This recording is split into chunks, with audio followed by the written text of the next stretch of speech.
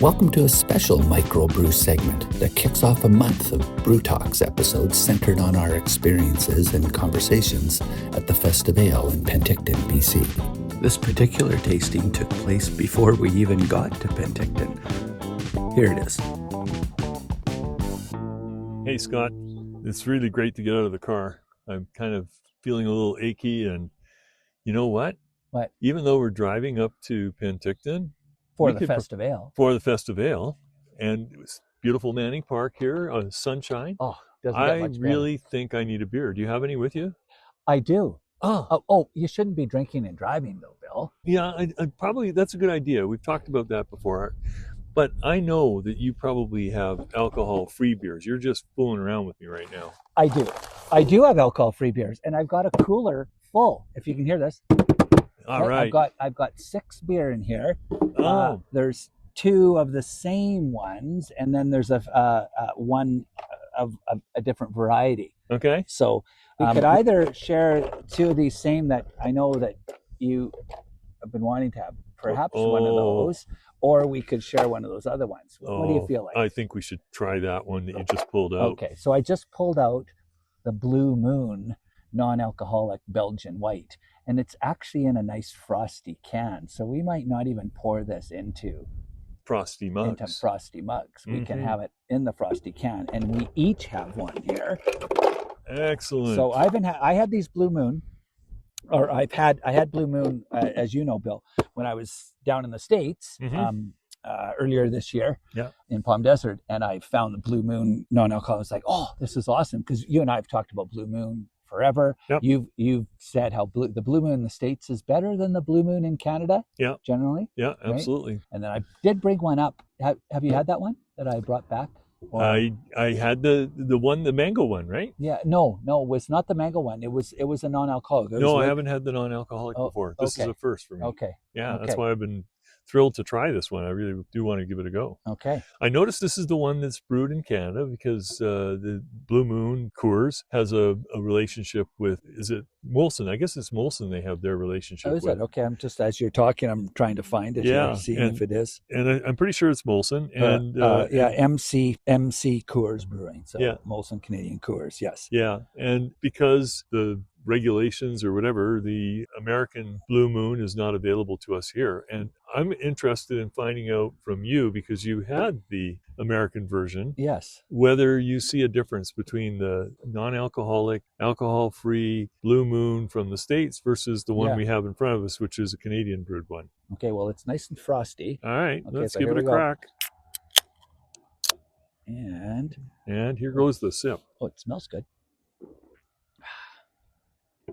Okay, tastes like a typical Blue Moon with a hint of orange. There's a little orange thing, a graphic on it.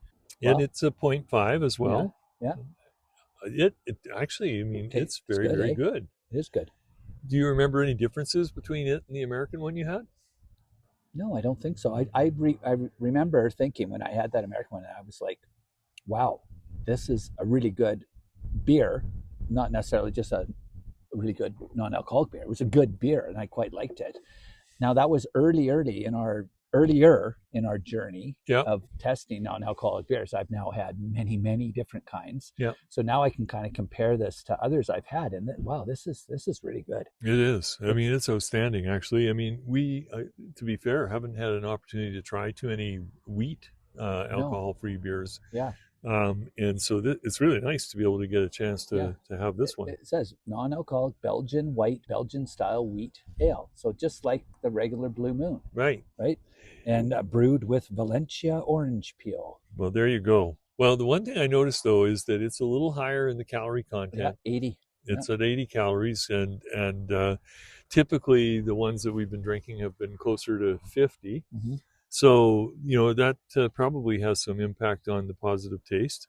So you're not going to get quite the lower calorie kind of piece to the Blue Moon than some of the other beers we reviewed on this show. But man, it's good, eh? It's tasty. It really is good. There's definitely a correlation between the calories and the taste. There's just more to it. Yeah. Higher the calories, the more to it. I think so. There is, And yet, I mean, there are some exceptions to There that are, too. yeah, for sure. You know, we've come across a few. I mean, especially for me anyway, the European ones. Like the European ones seem to have mastered the real craft behind brewing alcohol-free beer. Yeah, like that Ike Bomb that we've had. Yep. And I got an Ike Bomb Radler actually the other day. I haven't tried it yet. It was an Ike Bomb Lemon Radler. I'm anxious to try because we did try the Eidenberry. The berry one. Right? Yeah. And it was heavy berry flavor. So I'd be interested to see if the lemon one is similar in that regard. But it would still be quite good because any of the Ike Bomb ones I've had are really quite good. Yeah, no, I found that to be one of the better ones as well. I think that the key is the amount of time that the various brewers have had relative to brewing alcohol-free beer. And the interesting thing is that I was talking to my brother-in-law who's from Germany, and he was telling me that he remembers alcohol-free beers when he was a kid growing up in Germany and having them when he was like 12 years old, that was just an ordinary thing to do. Now he's in his 70s at this point. So, I mean, this is 60 years ago he's talking about. And that alcohol-free beer back then. Yeah. Wow. And I had no idea, actually. Well, it makes sense because I remember the material you brought up previously about how alcohol-free beer started off as a breakfast drink. Right, yeah, that's true. Yeah. So, you know, of course, it has been around then, hasn't it? Yeah, the earliest stages. But in terms of the deliberateness, you know, it's really kind of interesting that the Germans and other European... Sorry, I'm distracted here. We're sitting... Sorry, Bill. We're sitting outside, as we said, at Manny Park, and I've got this ginormous bumblebee that's really interested in this Belgian Blue Moon. Here, just don't fly inside there, buddy. No kidding. I don't think he did. He just was interested in my phone, the beer, the cooler, everything. He's kind of gone now. So anyway, I'm glad he was on your side because I'm allergic to those guys. Anyway, you know, I do think it was kind of a absolutely great beer to pull out of your cooler. Yeah. And the beauty of it is that when we finish lunch, we're going to get back in the car and we're going to start driving again. And it doesn't matter. It doesn't matter. We could even have one while we're driving. You know, we should maybe try that. Perhaps we'll even do a little bit of a podcast on the road. On the road, literally on the road. While we're drinking. Yeah. So we're testing that thing that we've said, does it count as drinking and driving? I'm pretty sure it does. And I have looked it up that, some jurisdictions, apparently, though, you could get in trouble for it because of there is 0.5, but I'm pretty sure you'd be hard pressed to get in trouble for having a 0.5% beer. We may have to talk to the Mothers Against Drunk Driving about that one and see what they have to say. Yeah, exactly. Okay. Well, anyway, cheers once again. Yep. How pretty fun to sit out here.